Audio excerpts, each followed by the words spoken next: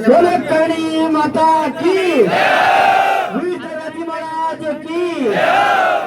आज रियाव खंड मुख्यालय पर पिछले लंबे समय से 6-7 दिन से जो अवैध बजरी खनन, जो नियमों को ताक को रख करके जो लीज आवंटन की, उसके खिलाफ अनिश्चितकालीन धरना चल रहे हैं। इस धरने में पहले तो मैं रियाबड़ी के आसपास के सब लोगों को बहुत बहुत धन्यवाद दूंगा कि आप लोगों में ये ताकत आई कि आप अपने हक और अधिकार की लड़ाई लड़ने के लिए आज आप जागरूक हुए। और पिछले 6 दिन से मैं सोशल मीडिया पर देख रहा हूँ कि हकीकत आप लोगों ने संघर्ष करना शुरू कर दिया। यही लूणी नंदी थी और इसका संघर्ष करने के लिए जब हम लोग यहाँ आकर के धरने पर बैठे थे, आपको पता होगा एसडीएम ऑफिस के सामने हम 5 लोग थे और आप रिया के मैंने हजारों लोगों को देखा जो दूर से आकर के हमको देख करके जाते थे। हमारा 13 दिन धरना चला था, उसमें ये अंजी सरपंच साहब हम गिनती के 7 आदमी होते थे, आप लोगों को पता है।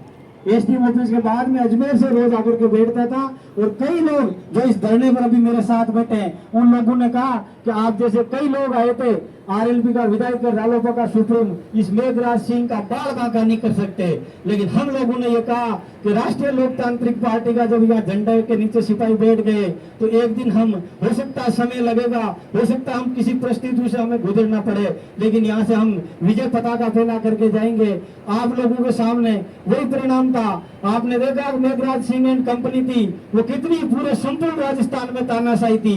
जो आज ये लीजें हुई है ये तो बहुत छोटे लोग और अपने लोग हैं, कोई दूर के लोग नहीं है। लेकिन जब मेघराज सिंह राजस्थान में खनन करते थे तो वो राजस्थान की सरकार थी, उनको कौन सा नियम बनाना और कौन सा नियम नहीं बनाना था, वो मेघराज के ऑफिस से लेटर पैड से नियम बन के जाते थे और वही नियम राजस्थान में लागू होते थे। उसी मेघराज सिंह को राष्ट्रीय लोकतांत्रिक पार्टी ने और आप लोगों की ताकत ने यहाँ से रियाबड़ी से नहीं संपूर्ण राजस्थान से खदेड़ करके भेजा था। तो परिणाम ये था कि आप लोगों को उस समय हम बहुत जरूर अपन लेट हो गए, क्योंकि ये लड़ाई जो आज अपन लड़ रहे हैं ये आज से 10 साल पहले अपन को लड़नी थी, तब इस लूणी नदी का अस्तित्व बचता। बहुत ज्यादा लेट हो गए, लेकिन देर सवेर हुई, अपन जागरूक हुए, अपने हक और अधिकार के लिए अपने लड़ना सीखा। इसके लिए मैं तो आपको बहुत बहुत साधुवाद और धन्यवाद देना चाहता हूँ। ये लड़ाई साथियों हम लोगों को लंबी लड़नी पड़ती है। कोई भी आंदोलन हो, अपन लोगों में ये क्या होता है, अपना होता है कि सुबह आए और हनुमान जी आ जाए, इंदिरा जी आ जाए या दूसरे आ जाए, वो एक ही दिन में हमारा फैसला करते हैं, दूसरे दिन हम हमारी दुकान खोल लें और हम हमारी खेती करें। ऐसा साथियों नहीं होता है। अपना अधिकार को छीनना पड़ता है और छीनने के लिए लंबी लड़ाई लड़नी पड़ती है। किसी की जेब से आप मोबाइल निकालोगे उसमें भी वो अपना हाथ रखेगा उस पर, ऐसा नहीं है कि वो आराम से निकाल लोगे।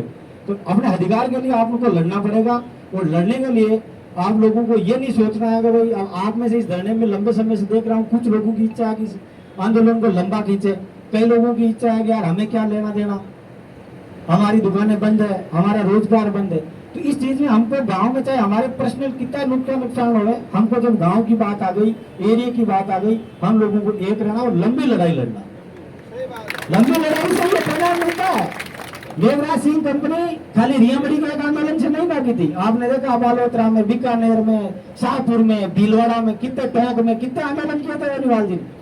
और वो आंदोलन कम से कम 15-15 दिन तक उनके सिपाही होते थे, वो पहले लड़ते थे और फिर बेनीवाल जी जाते थे और वहाँ हजारों मुकदमों की लकीर खींच करके आते थे। आज मेघराज सिंह उस एनजीटी सुप्रीम कोर्ट के बीच घूम रहे हैं उन पुराने मुकदमों को लेकर के। उनको ये पता है कि राजस्थान में हनुमान बेनीवाल था जो मेरे सामने ना तो पैसों से डरा, ना मेरे सामने वो किसी धमकियों से डरा। ये मेघराज एंड कंपनी का जब हम लोगों ने आंदोलन दिया और वहाँ रियाबड़ी में बाहर टेंट लगा रहे थे, तो आप में से कई लोगों ने कहा कि इतना बड़ा टेंट लगा रहे हो, यहाँ कौन आएगा। हमने कहा आप देखते जाओ, आप लोग यहाँ और हमारे साथ रहो और हौसला बढ़ाते जाओ, सब काम हो जाएगा। और आपके सामने सब काम हुआ। ऐतिहासिक वो आंदोलन था जो सबसे लंबा चला और इसमें हम सब लोगों को विजय प्राप्त हुई। तो कोई भी आंदोलन हो, एक चीज का ये ध्यान रखना कि लॉ एंड ऑर्डर को कभी मत बिगाड़ना। किसी के मेरे जैसे कई आजकल युवा नेता है, वो आते हैं आक्रोश में भाषण दे देते हैं और हम लोग बोले ऐसा अक्सर लोग हैं, उनके कहने से कभी रोड जाम कर देते हैं, कभी पत्रबाजी कर देते हैं, उनका मुकदमा लगता है और वो मुकदमे के बाद में आज मुकदमा 10-20 आदमी पे लगेगा, हम सब लोग चले जाएंगे, नेता भी चले जाएंगे, लोग भी चले जाएंगे, फिर फांसी पर उन्हीं लोगों को जाना है। आपने देखा पिछले अभी 5-4 दिन से चल रहा है, निर्मल चौधरी का 2022 का पुराना मुकदमा था, कल उसको लपेटे में ले लिया। मुकदमा कभी मरता नहीं है। अपने जो भी शीर्ष नेतृत्व के लोग अपने बुजुर्ग बैठे हैं, ये जैसा आदेश देते हैं उसकी पालना करना है। राष्ट्रीय लोकतांत्रिक पार्टी कभी ये नहीं कहती कि आंदोलन हमारा है। हम कहते हैं भारतीय जनता पार्टी के लोग हमारे साथ आए, उनका स्वागत है। कांग्रेस के लोग आए, हमारा उनका स्वागत है। ये हमारे लिए लड़ाई नहीं है, ये यहाँ के किसानों के लिए लड़ाई है, जिनको हमने आगे भी लड़ी और ज्यादा समय तक हम लड़ते रहेंगे।